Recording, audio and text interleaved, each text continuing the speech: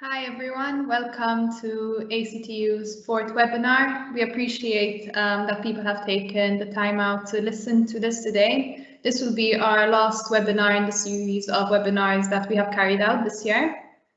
Our topic today is assessment and goal setting for AAC users. So this webinar will be in English. You can turn on closed captioning setting if you would like to have captions to help you understand better. The webinar is going to be recorded and will eventually be up on YouTube. If you have any questions that you would like to ask, you can use the Q&A symbol to write your question. Questions will be answered and discussed at the end of the webinar. Today's webinar will be presented by Dr. Maya Juice and Martina Zarb, who are both speech and language therapists at ACTU. So I'm going to hand over to you, May, now.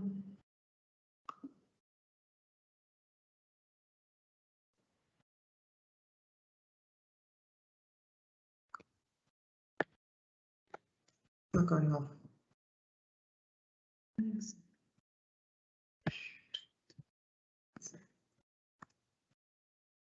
Okay.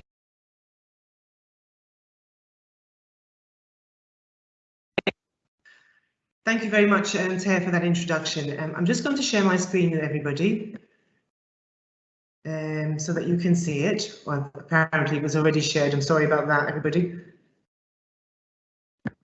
Here we go. Okay, so as Taya said, today we're going to be talking about assessment and goal setting for AAC users. So I just want to try and turn this slide. So what we're going to cover today is a definition of communication autonomy. So what does it really mean for us to be autonomous when we communicate? We're going to look at communicative competence. So what does it mean to be competent when it comes to communication? Then after this, Martina will present on assessment material which is available and accessible to people who need to think a little bit about goal setting. Some tips and resources, and we will have, as Taya said, some time for questions at the end. So I wanted to start this presentation with this slide. Having a communication device doesn't make you an effective communicator, any more than having a piano makes you a musician. This is David Buchanan, and he said this in 1991. And the reason I put this slide here is because a lot of people think that the process is complete once the individual or the child or the adult has a communication device, and all of a sudden there's an expectation that the person will know how to use that communication device and that they are an effective communicator with it. But actually, in my opinion, and I think for those of us who work in ACTU, what we would be saying is, well, hang on, getting your system is the beginning of a very, very long road, especially for children, because children have to learn the language, they have to learn how to communicate, the process of communication, and that's going to take a long time. And so from that perspective, you've just got a device, but you've got to think about how I'm going to become an effective communicator with that device. And for that reason, we're having this webinar today. So one of the things we need to think about is, okay, we have this system, whether it's signing, whether it's paper-based, whether it's something with voice output, but how and why should I assess and set goals? The reality is, giving a child or an individual the system in itself doesn't mean that the child or individual is empowered to communicate. I would say that we have a very small percentage of people that we give them a device and all of a sudden they can communicate with it. It's a process. Another thing is that communication is complex and multifunctional.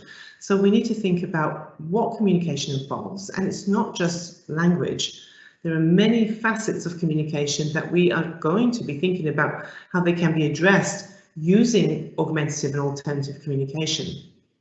As well as that, we use communication for many different functions. So a lot of times people will tell me, well, he does know how to ask for things using pointing or using something else, but I'm like, but how does he tell you he doesn't want to do something? How does he make a choice? How does he ask a question? Is he able to answer a question?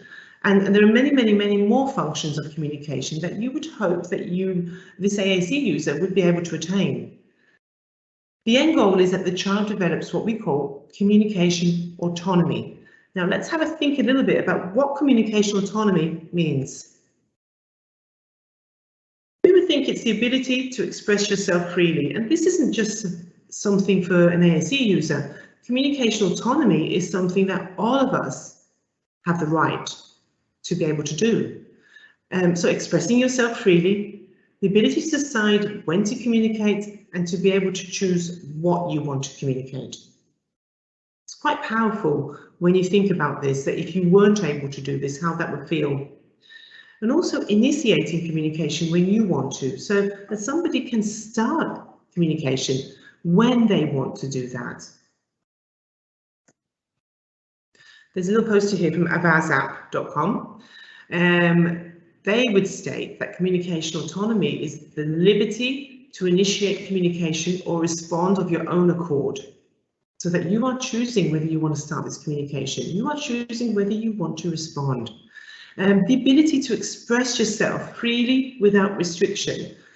You've all heard this before. The right to communicate and express your thoughts. These things are enshrined in the UN Declaration of Human Rights. So this is not something we're talking about that's just for AAC user, it's for everybody. But when it comes to AAC users, we're going to look at some things that maybe might surprise you.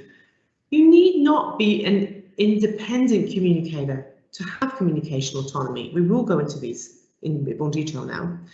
You need not be using communication which is complex and grammatically accurate. And you need not be making just choices. So let's look at those three in greater detail now. So the first one I said there is it's not about being an independent communicator. We just want to think about that. You might be surprised that I've even said this, but some AAC users with motor challenges will always need support to use their system. I would love to tell you that we have solutions for everybody out there, but research is long going. We're still developing technology. So there are some people out there who still have motor challenges and can't always use their system as independently as they would like. And trust me, they do want to be able to. And there will come a day when we'll be able to think and something will just speak, but we're not there yet. Autonomy is about having thoughts and the free will to express them. Even when others need to support an AAC user to use their device, we should recognise and support the establishment of communication autonomy. So an example of this would be me being in an IEP and I have an AAC user who wants, she's 15 maybe, and she wants to talk about her future, yet she can't use her device independently. She needs someone to help her with the switch access. In that situation, I'm watching to see that she has a chance to say what she wants to say when she wants to say it. But she's still an autonomous communicator because she has her own thoughts and she wants to be able to express them. It's not about sophisticated communication. I think this might be a big shock for the speech and language therapists who are out there. It does not have to involve complex syntax and grammar. Communication autonomy can be achieved using single words and phrases. We're quite happy. In fact, one of our things that we would say is, well, if I can make this faster for somebody using what we call rate enhancements, then maybe it's better they use a small phrase or a single word at this point in time for this particular thing. We'll be looking at linguistic competency in a minute, so this is an interesting kind of dilemma. Do I ensure that everyone knows how to use this complex syntax and grammar, or am I okay with them using single words and phrases in some situations? It's not just about choice making. Making choices is important, but other communication functions are also important. Being able to ask questions, telling a joke, being able to give information from school to home or from work to home, something that happened to you. These are all just as important. And so we need to focus on multiple communicative functions at the same time. So how do we actually achieve this wonderful communication autonomy? We need to think about goal setting with an understanding of communicative competence. Now you're going to say to me, well, what is communicative competence and why should we even think about it? In 1989, Janice Light proposed that we need to develop more constructive approaches to evaluate communicative competence. What she was saying is that we couldn't just keep on benchmarking it against spoken communication. So we couldn't just keep saying, well, we have someone here, he has complex communication needs, he needs to use AAC, but I'm comparing him to somebody of the same age who uses speech. Is this fair? So what she was saying is that communicative competence is therefore not the same as it would be for someone who uses speech as the main mode of communication. There are demands, very unique demands that come from using AAC. So we cannot benchmark against spoken communication. If you think about it, if I'm going to say, for example, the best match for this individual is that they use manual signs, then the demands there are the use of the hands. And another demand is, do other people outside of this person understand when he uses his hands? So there are demands there. If the person is going to be using a speech generating device or a voice output communication aid, we have different demands. We have demands that relate to locating the vocabulary and the time it takes to find that in the device. So every system has demands. Is it fair then, therefore, that we should benchmark against somebody who uses speech as the main mode of communication? So why should we think about this at all? Well, because attaining communicative competence is essential to the quality of life of individuals with complex communication needs. We've already kind of made that argument at the beginning here, because what we were saying is, can any of us imagine a life where we couldn't communicate when we wanted to? It is the means for these individuals to achieve personal, educational, vocational, and social goals. So here we're talking about what happens in their personal life, what happens during their school years, what happens when they get into employment, and my goal is that they should get into employment if that's what they want, and social goals in terms of building relationships, be it with your partner, be it with your friends, be it with your children. And this is the context of communication being a basic human need and a human right. So I've been talking about communicative competence, but I haven't given you a definition. In 1989, Janice Light defined it as a dynamic interpersonal construct based on functionality of communication, adequacy of communication, and sufficiency of knowledge, judgment, and skills, which to me is very difficult to understand. It's extremely complex definition. The second one, though, should help you to understand this a bit better. It is about that knowledge of how to effectively convey thoughts, opinions, and feelings, and it's the knowledge of language and how to use it appropriately in various settings. Now, Janice Light came up with 4 competencies in 1989. In 2003, a 5th competency was added, and that's psychosocial competence. So the first 4 were linguistic competence, operational competence, social competence, and strategic competence. And the 5th one being psychosocial competence, which was added at a later stage. This model that I put up here, which is adapted from Light's work, is recognised by ASHA, the American Speech Hearing Association, and it is one of the most fundamental guiding principles about how speech and language therapists and other professionals involved in AAC provide intervention for children and adults who need to use AAC. What we're going to do now is we're going to go through each of these competencies. So we're going to start with linguistic competency. And I think for speech and language therapists out there, this is the one that you'll probably be most familiar and comfortable with. It is considered to be the knowledge of language plus knowledge of the language of the AAC system. So 2 elements. And I always think this is interesting because we're often very focused on the knowledge of the language, but with an AAC user, we are actually introducing a new language. Often enough, this system that they use is going to require some kind of code. So for example, if you've got somebody who doesn't know how to type, he's going to have to use symbols. That's another language, right? If you have someone in front of you who is using his hands, that is another language, another code that somebody has to learn in order to meet the first language. So we're going to look a little bit now at knowledge of the language, and then we're going to look at knowledge of the language of the AAC system. And those 2 together are linguistic competency. So knowledge of the language. We need to develop skills in the native language, Or languages, as if we're talking about Malta, most likely we're dealing with both English and Maltese, both spoken and written. And this is really important because we cannot forget the written component, because the written component is actually our ultimate goal for any AAC user, the use of text, because it's the fastest way to communicate, although it won't be available for everybody. But we're going to develop skills in native language, both spoken and written, for both the home and the community, be it school, be it work, or some other place. We're going to need to develop understanding of the form, content, and use of the spoken language. We will develop as many expressive skills in spoken language, so this might surprise you, but we rarely see people for assessment who don't have some kind of expressive skills. That it forms the knowledge of where the person is at expressively and what their potential might be in terms of spoken language is a part of our assessment.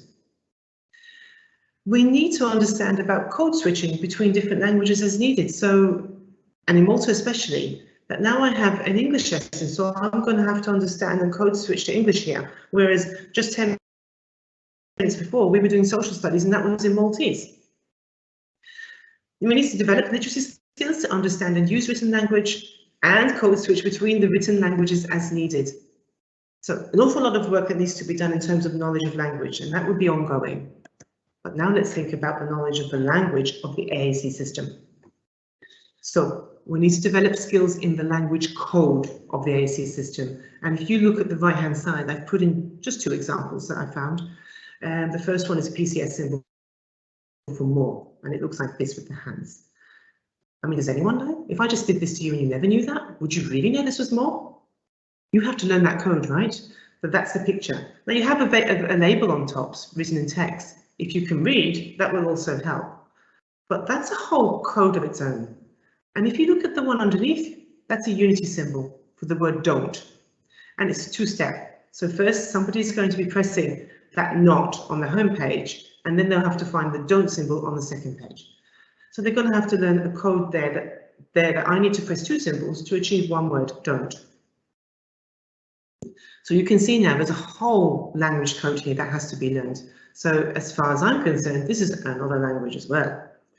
We're developing the knowledge of the symbols and what they mean, and that's the lexical knowledge. But we also need to develop the semantic, syntactical and morphological skills to express more complex meanings.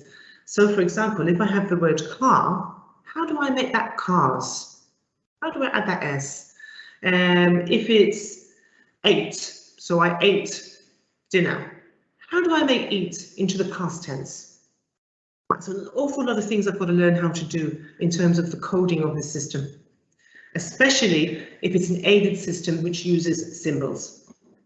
For this reason that we would hope that literacy might be an option down the line. We need to know how to choose appropriate AAC systems to meet needs in different cultural and linguistic environments. So it could be that at home, I am going to be using the speech I have because mum and dad understand me.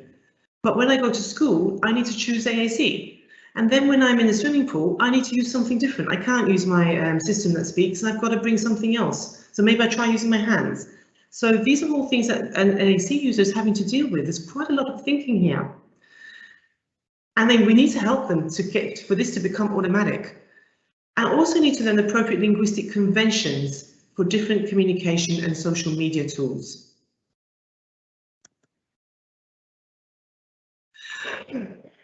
Operational competency. So this is the second one.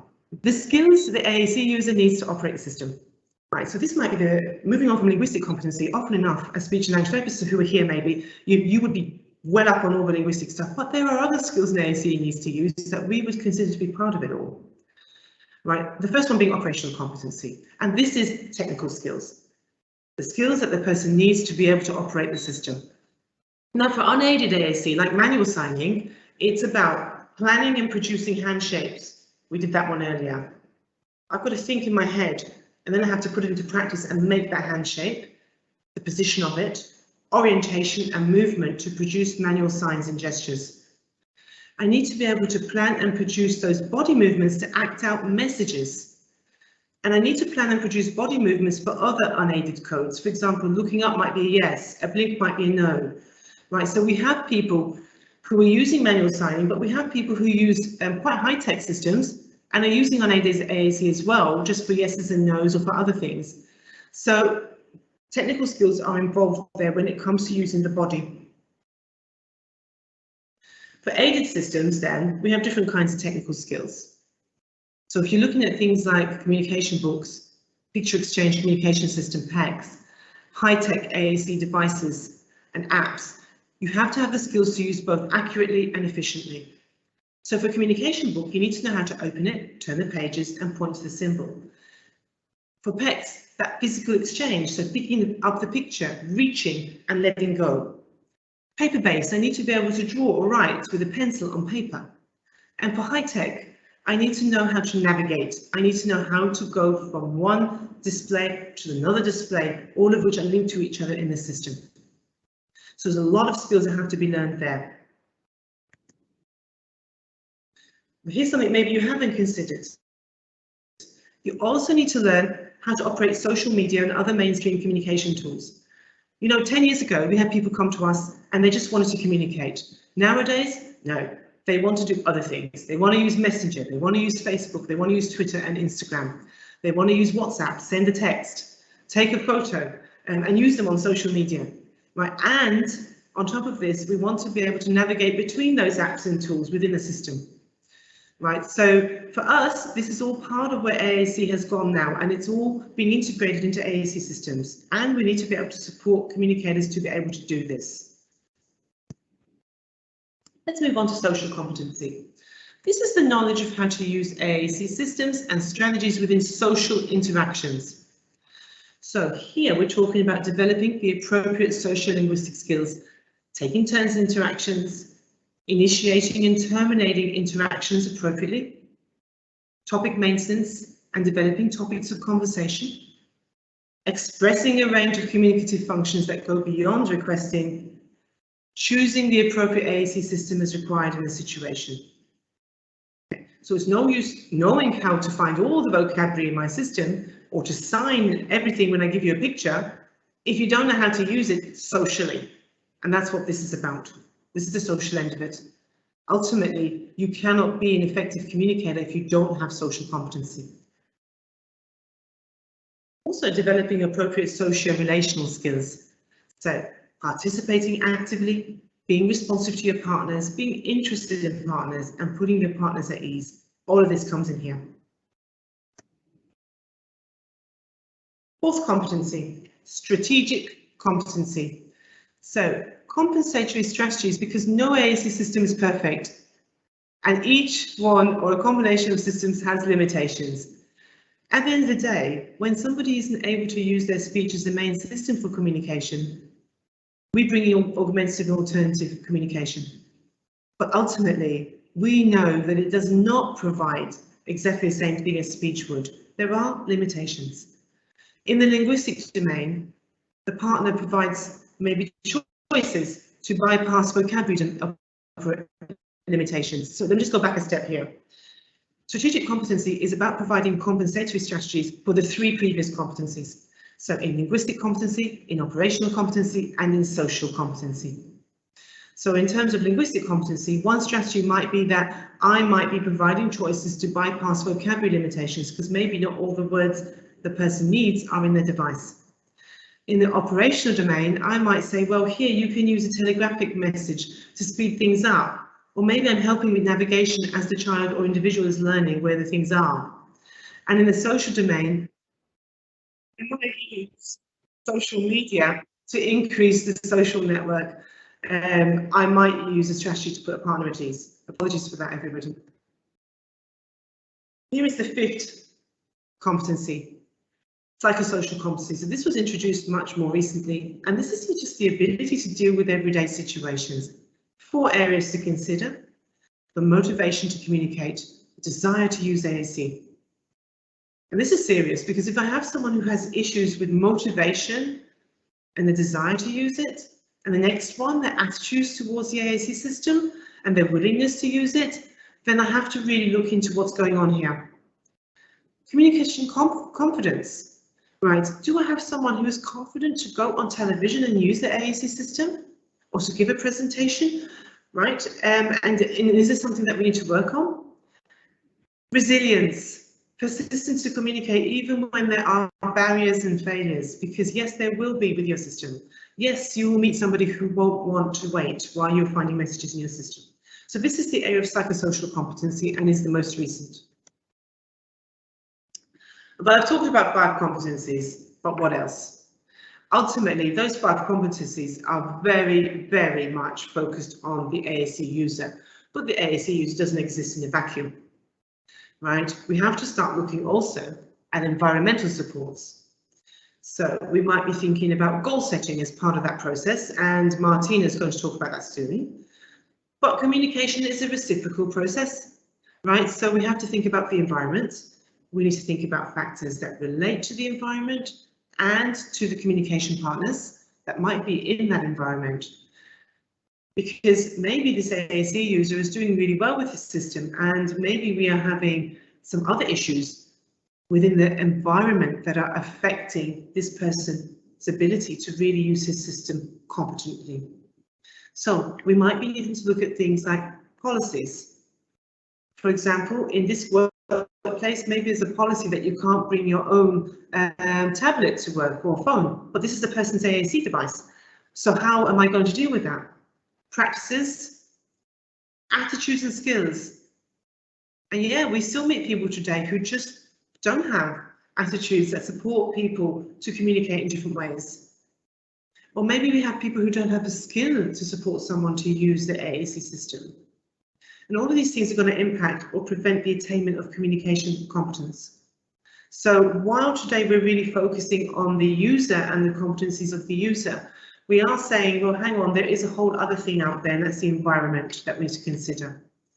There is a link here for reading, if anyone is interested, in which Light and McNaughton summarise the competencies. So if anyone is interested, we can send that to you after the presentation.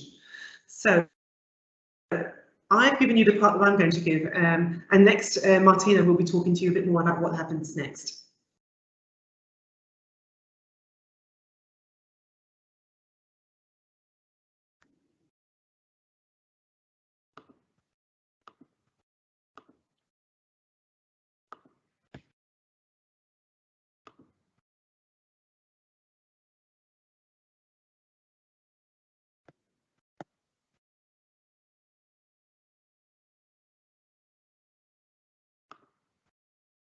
Just waiting for the shift to happen here. Can we?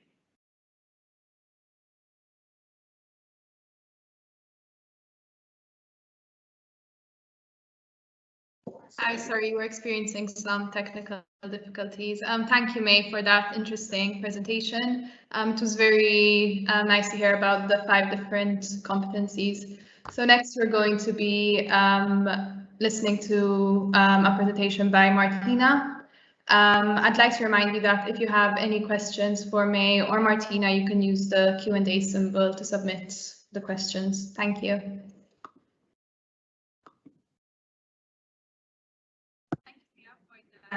Introduction, and thank you, May, for the presentation you gave us earlier. It was very interesting. Can you just confirm you're seeing the presentation?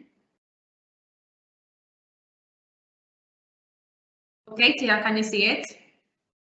Just to confirm. Okay. So I will be taking and linking with what May said, but taking a bit of a practical twist to it.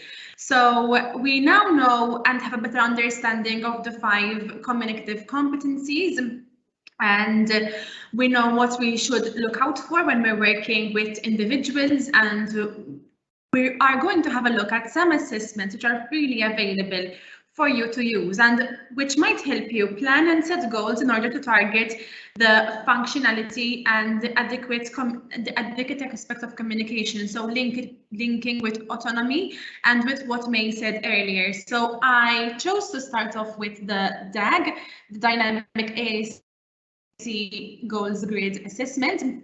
And this was designed by Toby Dynavox in 2014. And this also based on Janice Light's communicative competency targets. It's freely available to download for anyone to use. And I chose to start off with this assessment because I feel that it really links with what May was saying earlier, because it provides a means to assess and reassess the individual's current skills in AAC, but also assists us in developing a comprehensive language reaching plan for enhancing AAC users' communicative independence. And that's what we want. That's what we really want. After all, we want that individuals can say what they want when they want it. And I feel that this assessment really helps give us those identifiers and help us target the next step for individuals to be able to achieve this. The assessment taps into 4 different communicative competencies, but it doesn't, the 5th competency, the emotional competency, is missing. However, I still feel that it's very useful and it's a good tool which anyone can use to get to observe the child's interaction, the individual's behavior, communicative level, and the progress is measured through a prompting hierarchy. So that's a good step-by-step guide for anyone to know where they need to go next and where the individual is currently at. Second assessment, which we feel is very useful when planning and setting goals.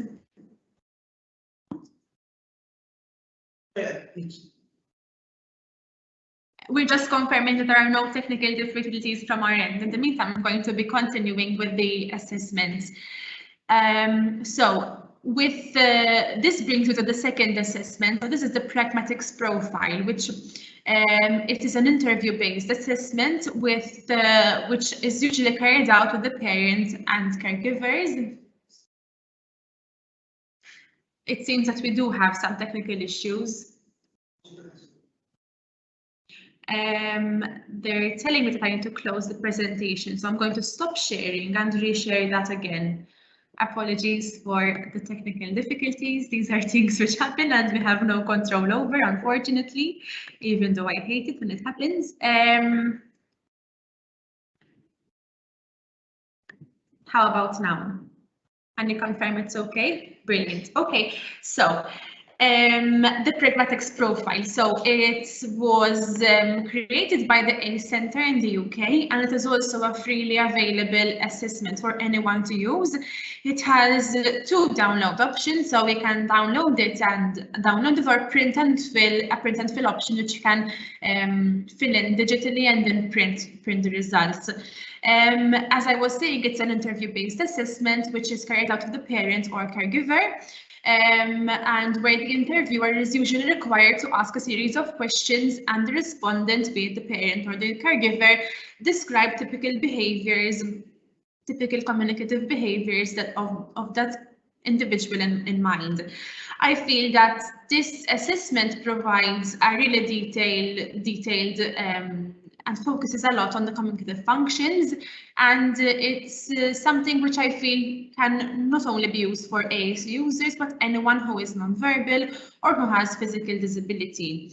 Since it targets communicative functions, I feel that this helps us think about where we want to take the individual and how we can move them beyond requesting and target other communicative functions, like we were mentioning earlier, such as giving a direction or asking a question or even commenting. So this is something which you might find useful in the early stages of communication or in the early goal setting and intervention stage. The communication matrix. Some of you might be familiar with this assessment. It is not entirely free, but it does allow the basic subscription, which allows for 5 free assessments. You need to create an account and register in order to be able to access the assessment. And as I said, you have 5 assessments which are free for you to use, and you can also pay a small membership fee which allows you to use up to 25 saved assessments per year. So that's quite good. As an assessment, it is useful in the beginning stages of implementation and helps one understand what stage the individual is really at. I feel, as the picture is showing on the right-hand side of the presentation, it presents the results in a very nice and visual way, and the graph and table that is generated with the results help you know what you need to target next and highlight what areas are being what areas are currently emerged and what needs to work, what you need to work on next. There is also a paper-based version of this. It was previously available before, and obviously you can also use that should you have a copy of it. But I feel that this is very interesting for one to use in the very early stages of implementation. The quad profile, quite a comprehensive assessment that it is entirely free for anyone to use and is split into 4 checklists. So here we're targeting vocabulary, morphology, sentence types, and language functions. So again, focusing on the language functions and trying to move away from the choice making and requesting. It has morphology, so it targets morphology, and this can be adapted to children and individuals of different ages, and it also helps and guides you to know what steps we should expect children or individuals to be doing at a certain stage. The assessment offers quite a bit, and we find it very useful with individuals who are doing really well with their devices and might want to start targeting other things and might want to start setting some grammatical or morphological goals during the intervention stage. However, it's also useful to help set goals and identify gaps, and can be adapted to anyone who is still in the early stages of communication. So it's very comprehensive and gives us the opportunity to set goals on morphology, which we find really useful generally. So having had a look at what is available out there and knowing that most of our communicators have English systems, this brings me to think about what about multi-speaking clients? What assessments are we going to use with these individuals, and how are we going to set goals with multi-speaking clients? Obviously, it is always best to look at the Maltese norms and refer to assessments which speech and language therapists would have carried out. Obviously, for a language assessment, for comprehension, any assessment can be done really. But if you have an individual who has a physical disability in mind and you would like further assistance, you can always liaise with us at ACTU, and should you feel you would require any additional support with the assessment, and we can help you out accordingly. So feel free to get in touch and let us know if you need assistance at any point in time. But obviously, look at the Maltese norms and any assessment which would have been previously carried out. But also, you can also apply the pragmatics profile and the DAG, because they are so comprehensive and they help us think about communicative functions and the 4 competencies, which can also be adapted to the Maltese population. So goal setting. So now that we have had pinpointed an assessment, we need to start thinking about the actual goal setting and how far we want it to go. So as we've been saying throughout the presentation, goal setting is not just about making choices and making requests, but we want to take that beyond, and we want individuals to be able to achieve more and to be able to share thoughts which they want to share with us. And over here, we're looking at other communicative functions such as protesting, so negating, commenting on things that we see, directing and giving an order, asking questions, and also giving opinions and sharing news. So over here, we're trying to think about how we can take this a step further and moving beyond requesting. We won't be happy if the child is just requesting or making a choice, because we want the individual to do more than that, to communicate more than that, and to be an all-rounder when it comes to communication. And when it comes to being an all-rounder, I feel that we need to start thinking about other goals, and we need to start thinking about the whole picture. So over here, maybe we need to start targeting literacy goals, which can also be integrated to have the full capacity, and looking at therapy from a multifaceted approach. So what is goal setting in AAC really? What do we want to accomplish? We are moving away from the communication goals alone and targeting other things, such as looking at the child and seeing where do we see the individual? Do we want the individual to reach tertiary education, to go to employment? Where are we seeing the individual, and where do we want to take to lead, where we want therapy to lead? So over here, taking a multifaceted approach to goal setting, and not just focusing on the linguistic end, or just to cognitive functions such as requesting and making a choice, but taking it beyond and seeing where the individual can go and what they can achieve. So not just focusing on the functional aspect of it.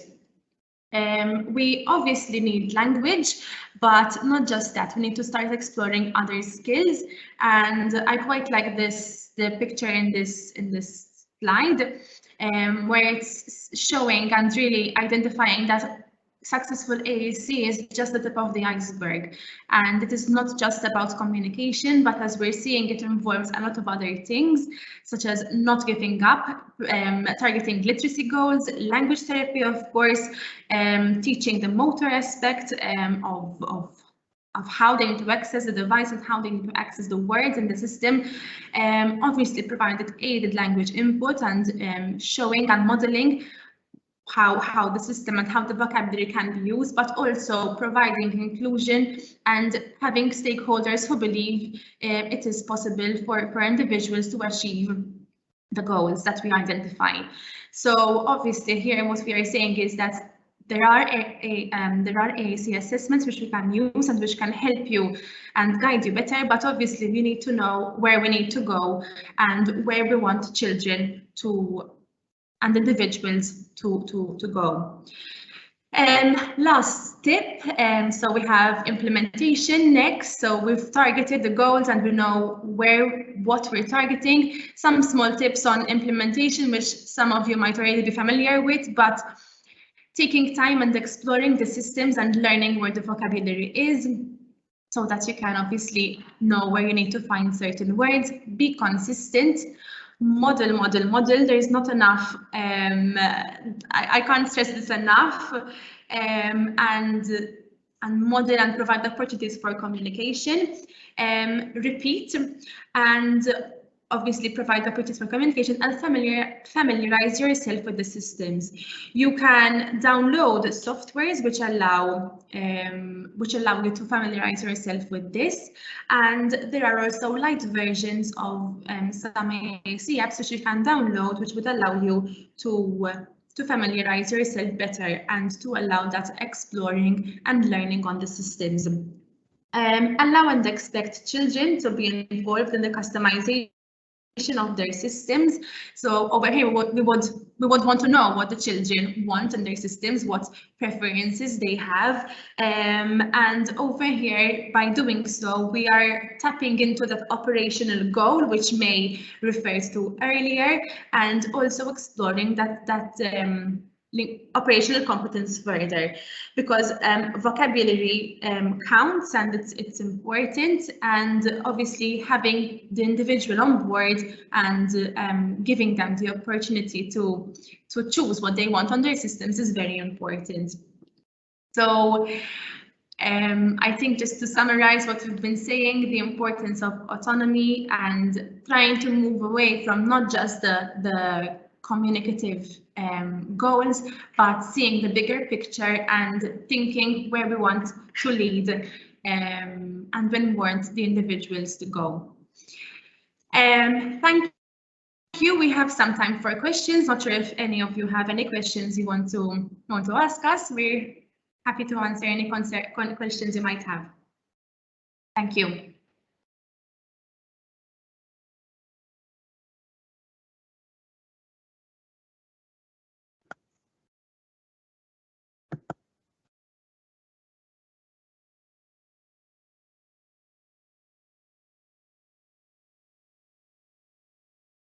Thank you, Martina and May, for the very interesting and informative presentations. So now we're going to be answering some questions. I'd like to remind you that if you do have any questions, you can still send them in through the Q&A. Okay, so we have the first question that we got was, do you have any tips for overcoming challenges of consistent use of AAC by all communication partners in all environments?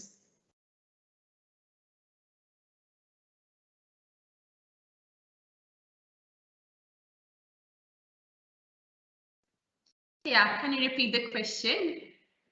Yes, of course. Do you have any tips for overcoming challenges of consistent use of AAC by all communication partners in all environments?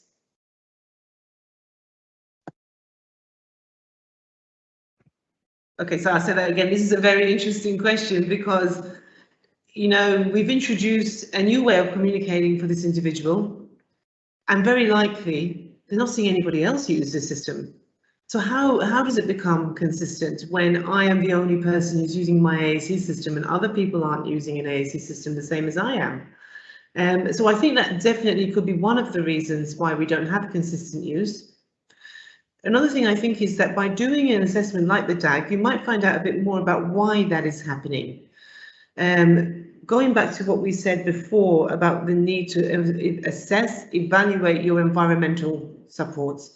Are people in the environment actually consistently expecting AAC device use? Or does this person actually not like using a system? Or, so that's now we're looking at the emotional side of things. Or does the system actually not meet his needs, or he doesn't like the system? So I think really you need to go back and start to find out where is the problem, or it might be a combination of things too. Or it could be something that's happened in the past. I used my system, but people just didn't respond to me. So how can we deal with that? In that case, we're looking at strategic competency as being the issue. So it's likely to be coming from one of the competencies. Asking me that question, I would assume that there is some kind of linguistic competency there. And so it's probably likely to be one of the other competencies that needs to be looked at, or a combination of those. So is it operational? Is it strategic? Is it social? Is it emotional? And then start to work on the person, work with the person on that level, trying to work it through to see if we can get more consistent use. But also bear in mind, does he need more consistent use? Maybe at home he's managing very well without using his system. And I'm not one that's going to push something if people are actually able to communicate well in their environment using their bodies with whatever they can. So there's a fine line there as well. Martina, do you want to add anything? No, I definitely agree with what May said. I'm trying to think about the other competencies to see maybe what's missing there and what we maybe need to think of to help more consistent use. Thank you for that answer. So let's see, we have another question. So how would you convince parents and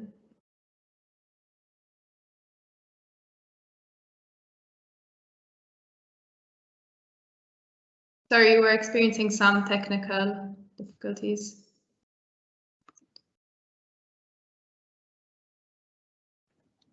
I think there's another question coming, right? So we're just trying to swap over to the other speaker.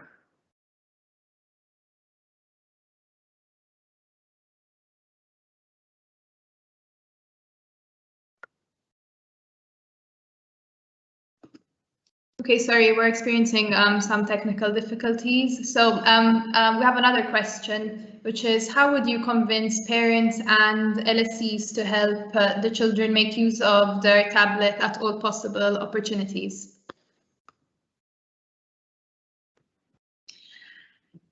I think it's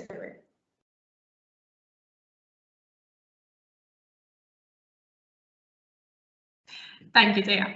So I think it's really about not convincing them really, but making them understand how important and getting into a discussion to understand why the AAC system is important for the child and what benefits the child would have, and why is it important for us to model and for us to use it with the individual, so that the individual can learn from us and imitate what we're doing, and learning how to use those phrases in context and independently. So I think it's more about getting people on board and helping them gain this awareness as to why it is so important for systems to be used.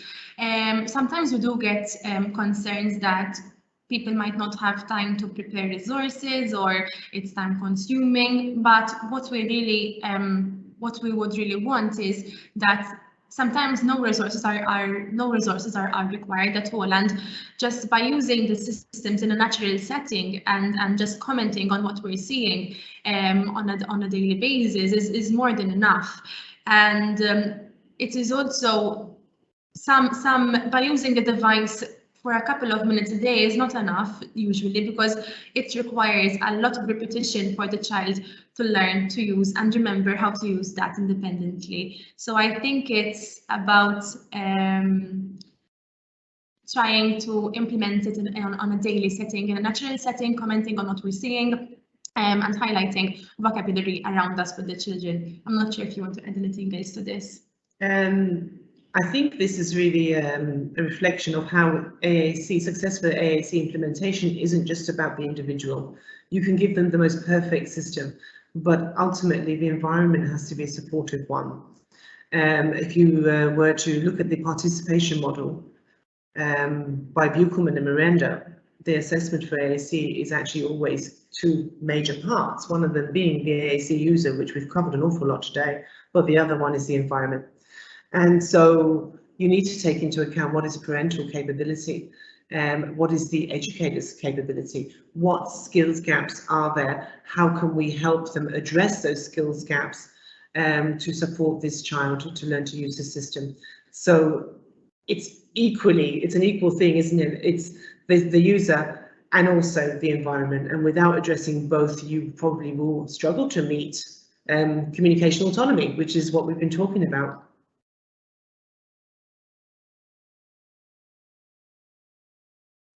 See if we have any more questions.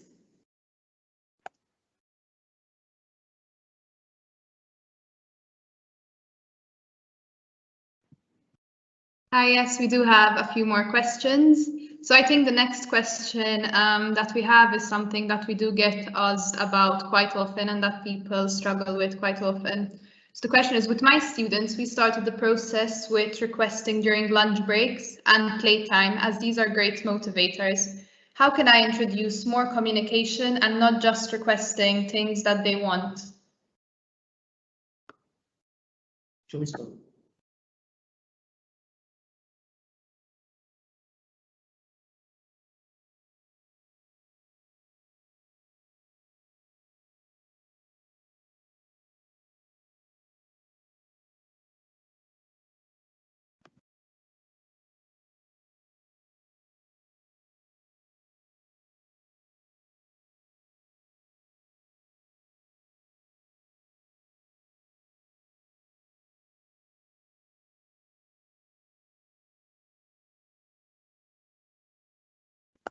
Sorry, we're having some difficulties in switching.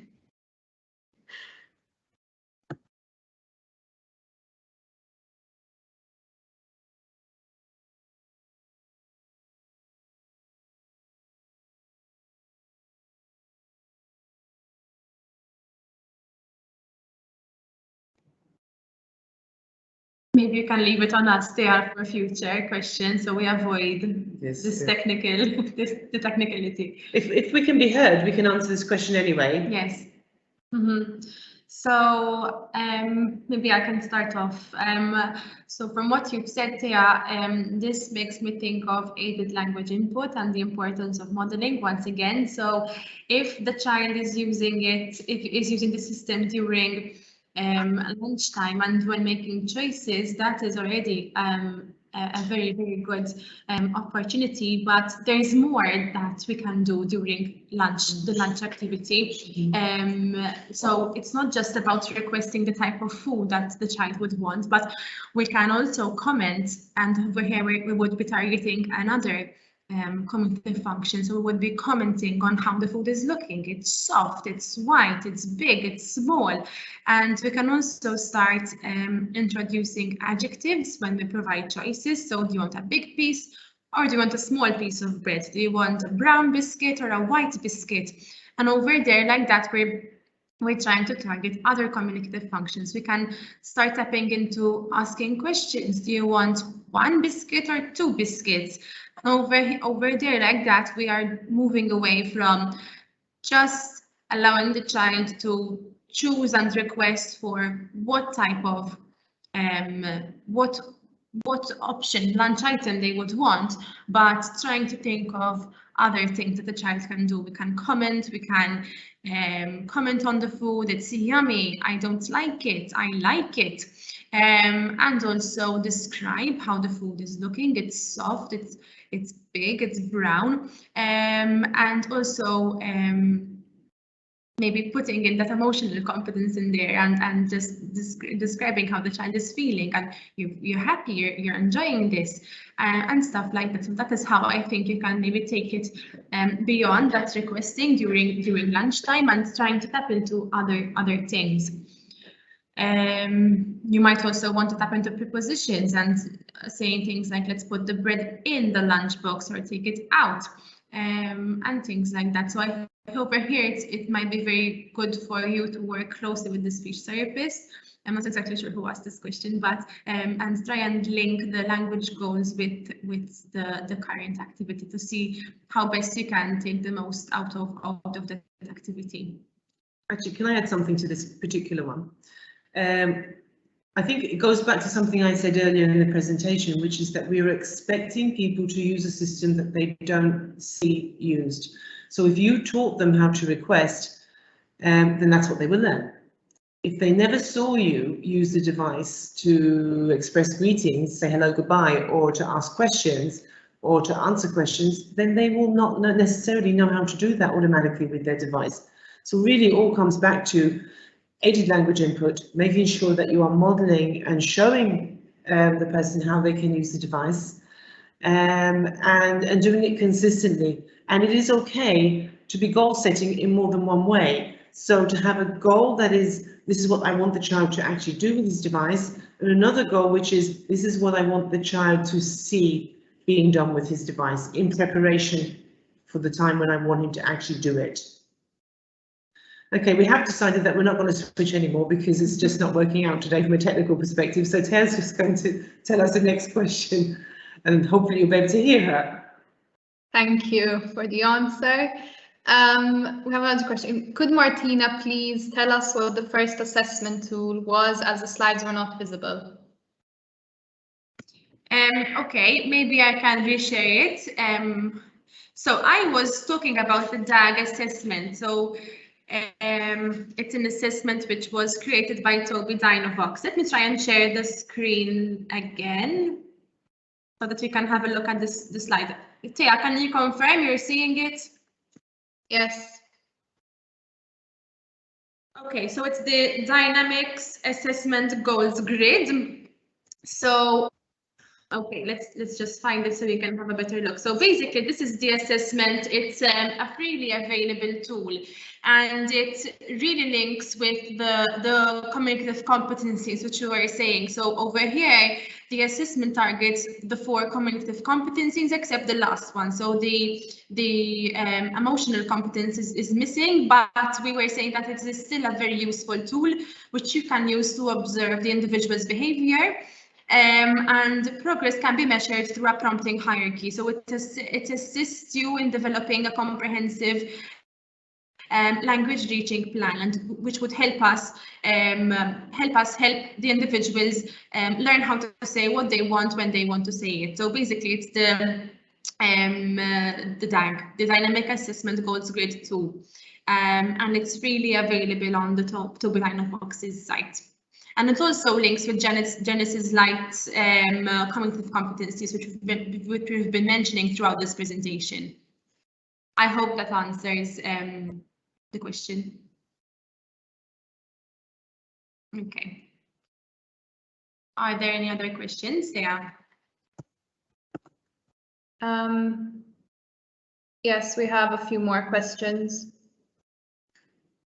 So we have, are there any training courses for SLPs to input new vocabulary in the child's AAC device? More so, can a community SLP input new vocabulary in the child's AAC device? Okay, I'm going to answer this one.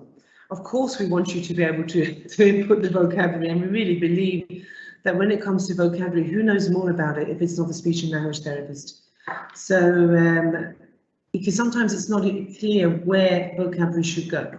So in that circumstance, we would say to you, yes, definitely community SLPs should know how to do this. Training, you can always request an appointment for any of our information days, actually, if you want to come in and talk about these needs. It would depend on the device that you have, how the vocabulary is customized on it, and how the device is customized, because there's a lot more customization possible than just the vocabulary itself. But just talk to us, give us a call, send an email, right, make a request for an information day if that's appropriate, and we'll go from there. But yeah, we would say of all the people involved, especially if it's a child, then definitely the speech and language therapist should know how to do this. But we understand that you have heavy caseloads and that maybe you don't have time, but definitely we would agree that if you are willing and able to, you should do it, yeah. Yeah. Any more questions, Taya? Yes, we have a few more. So we have a question. In the past, I had parents who did not want to send the AAC technology. Are there any effects on the child if an old communication book is used instead?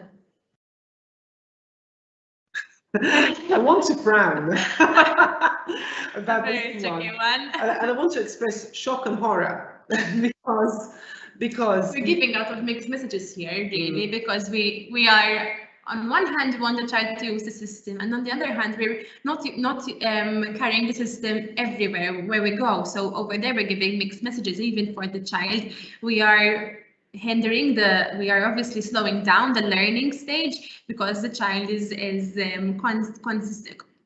frequently choosing between and using different systems. So over there, I think we're giving lots of mixed messages, and it does slow down the learning rate. So I don't think it's very I'm laughing because I'm thinking, so this child is dealing with English and Maltese most likely. Then he's dealing with the language code, as we spoke about in linguistic competency, of one system, maybe the high-tech device, and then you're expecting him to use another code somewhere else. So we've actually made this a lot tougher on the child. I'd want to know why, what's going on here. I think over here we need to ask the parents or whoever really, what do we want? What do we want? Where do we want the child to go? What do we want out of the child? What do we want the child to say from the system? So providing two systems would be very, very confusing for the child. I think if I go back to the original question, which was, is this going to hinder the child's development? Which is a yes, no question. The answer is yes, it will. You are making things so much more difficult for that child. So really want to go back and see what's going on there. Why is this happening? Is there a fear from the parent, or is there some other reason? Okay, so I really want to address that. Okay, Taya, any more questions? We have one more question. Is it possible to start using high-tech AAC immediately when introducing AAC, if you know that the client has no difficulty with access? Or is it ideal to start off with low-tech first and then switch to high-tech? No.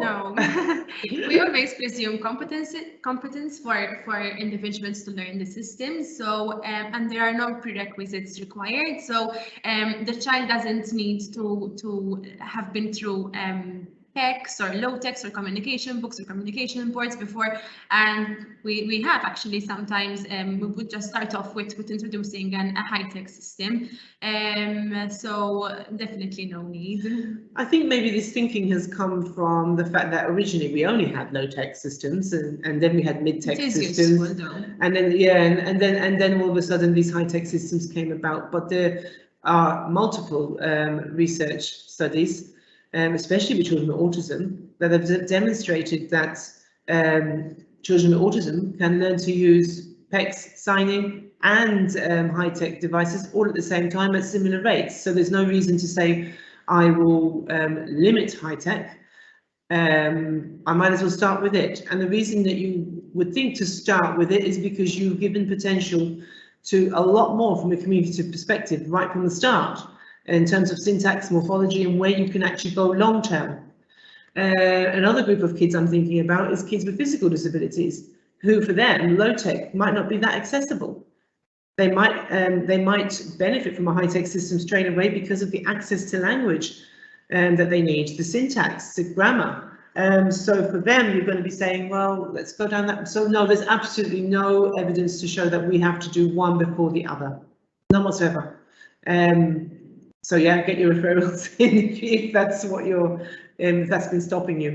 We do like to know that you've tried low tech beforehand, because it tells us a lot about the environment, actually. How committed are these people to actually implementing a system? Because as we've been saying all along, it's not just about the child, it's also about the environment and how helpful that environment is to that child learning and using his system. Okay, Taya. Okay, thank you. I think I'd like to add something on the previous question about why parents might not send the device to school.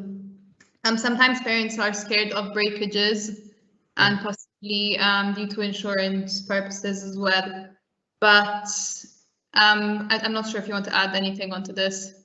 What I was going to say is, yes, people can add that onto their home insurance, and it's happened. I know parents who have done it and made claims. So if they're afraid of breakages, then they should investigate insurance.